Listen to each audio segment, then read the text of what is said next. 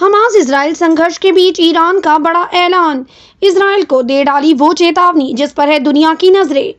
AFP की report के मुताबिक हमास और अन्य मध्य पूर्व समूहों का समर्थन करने वाले ईरान के विदेश मंत्री ने गुरुवार को कहा कि इसराइल के खिलाफ नया मोर्चा खोलना गाजा में इसराइल की कार्रवाई पर निर्भर करेगा। हालांकि तेहरान लंबे समय से हमास का समर्थक रहा है, लेकिन ईरान सरकार के अधिकारी को वो इस बात पर अड़े हैं कि शनिवार को उनके कट्टर दुश्मन इसराइल के खिलाफ हमास के हमले में उनके देश की कोई भागीदारी नहीं थी।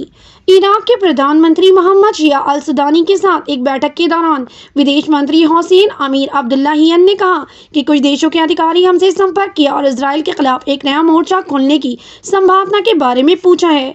ईरानी विदेश मंत्रालय के एक बयान के अनुसार उन्होंने कहा, भविष्य की संभावनाओं के संबंध में हमारा स्पष्ट उत्तर ये है कि सब कुछ गाजा में ज़ायोनी शासन के कार्यों पर निर्भर करता है।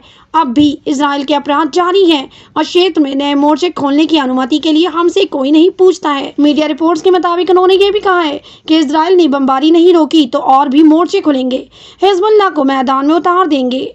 ईरान के विदेश मंत्री के इस बयान के बाद सोशल मीडिया पर अलग ही बहस चढ़ गई है। बिलाल खान नाम के एक शख्स ने लिखा, Iran, Israel, America, Hamas, Hezbollah सब एक हैं। सुदीप नाम के एक यूजर ने लिखा है, जैसे रूस फंस गया वैसे ही अमेरिका ने इसराइल फंसा दिया, अब हथियार बेचेगा मजे लेगा।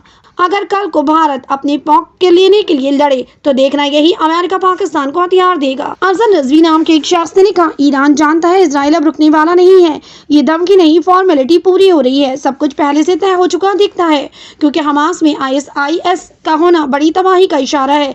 सीरिया के बाद इसराइल और फलस्तीन दोनों केंद्र बनेंगे बड़ी तबाही के।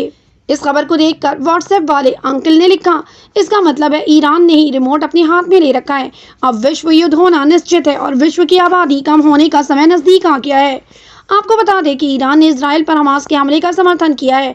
इसराइल हमास युद्ध में अब तक 2600 से ज्यादा लोगों की मौत हो चुकी है।